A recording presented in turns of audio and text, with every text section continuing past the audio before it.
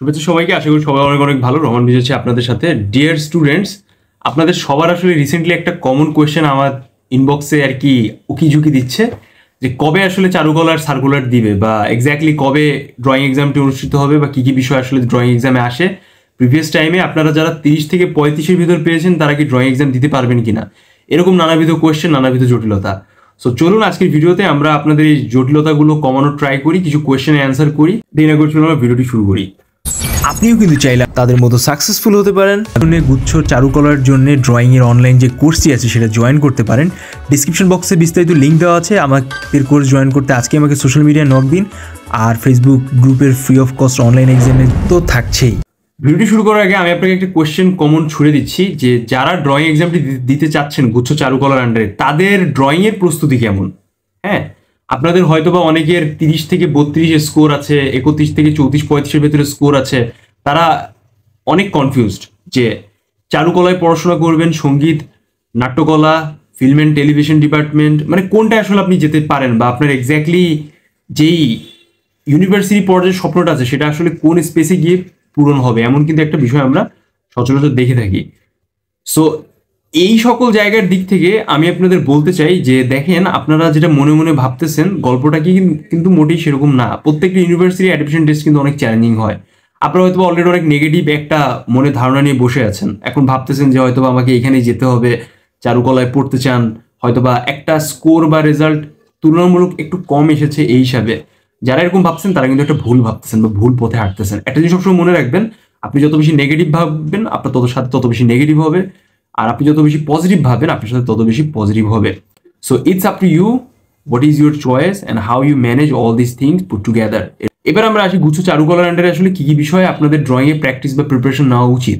খুব সিম্পল, যা যা করলেন প্রিভিয়াস ঢাকা, চট্টগ্রাম, রাজশাহী, চিটাগাং ইউনিভার্সিটি এক্সামে, সেরকমই ফিগার ড্রয়িং প্র্যাকটিস করতে হবে। বাট এখানে নতুন করে ফিগার কম্পোজিশন, ওয়ার্কিং ফিগার খুব ভালো করে জানতে হবে, লাইভ ফিগার জানতে হবে, কিভাবে একটা ফিগারের পার্টসকে কম্পোজিশন করতে হয় সেই সম্পর্কে জানতে হবে, অবশ্যই নকশা সম্পর্কে জানতে হবে, আর কিছুটা স্টিল লাইফ সম্পর্কে একটা ভালো ধারণা নিয়ে যাবেন।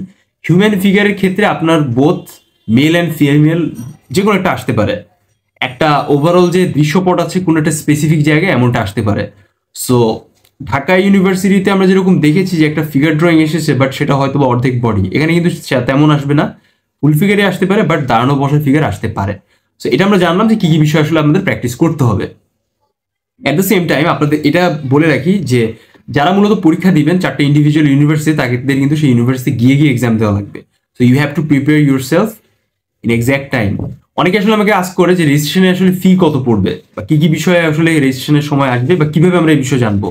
আপনারা যেখান থেকে এক্সাম দেন না কেন, একটা সাবজেক্ট থেকে আরেকটা সাবজেক্টে মাইগ্রেট করেন, অনেকে হয়তো বা সোশিয়োলজি পড়তে চায়, অনেকে হয়তো বা ল নিয়ে পড়তে চায়।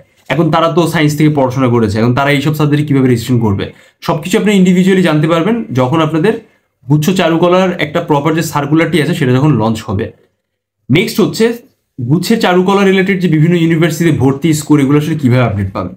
প্রত্যেকটা আপডেট হচ্ছে আপনাদের ইউনিভার্সিটি থেকে, তো যখন আউটপুট মানে ফিডব্যাক একটা দিবে তখন সরাসরি আপনাদের গুচ্ছের যে ওয়েবসাইট আছে সেখানে আপনি একটা সরাসরি ফুল ড্যাশবোর্ড পাবেন, যেখান থেকে আপনি বুঝতে পারবেন যে আসলে আপনার কি অবস্থান বা কোথায় আপনার যাওয়া উচিত। ফর এক্সাম্পল মনে করেন যে আপনি জগন্নাথ ইউনিভার্সিটি, খুলনা ইউনিভার্সিটির জন্য ফর্ম ফিল আপ করলেন অ্যাডমিশন টেস্টে সাবজেক্ট ওয়াইজ। এখন এখানে আপনি পরীক্ষা দিলেন, এখন পরীক্ষার পরে যে একটা প্রপার রেজাল্ট আছে ড্রয়িংয়ে, সেই রেজাল্ট আর আপনার এমসিকিউ যে স্কোরের যে রেজাল্ট আছে দুটো কম্বাইন করে আপনাকে একটা প্রপার মেরিট পজিশন আর ওয়েটিং পজিশন দিয়ে দেওয়া হবে।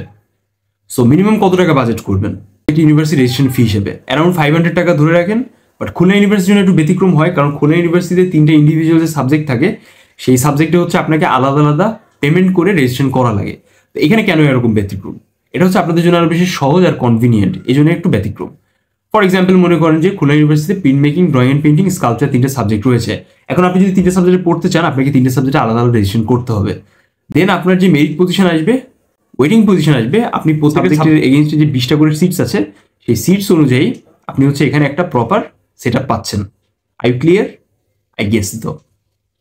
সো এটা ছিল হচ্ছে একটা ওভারঅল ব্যাপার। এখন আমরা আসি যে কিভাবে হচ্ছে আপনারা মনে মনে ভাবতেছেন যে হ্যাঁ আমি ড্রয়িং এর প্রিপারেশন নেইনি, সো আমি চারুকলায় পরীক্ষা দিব, টাকা ওয়েস্ট হবে, নাকি এটা প্রিপারেশন নেওয়াটা ঠিক হবে। খুবই সিম্পল, আমাদের অনলাইন কোর্স জয়েন করেন।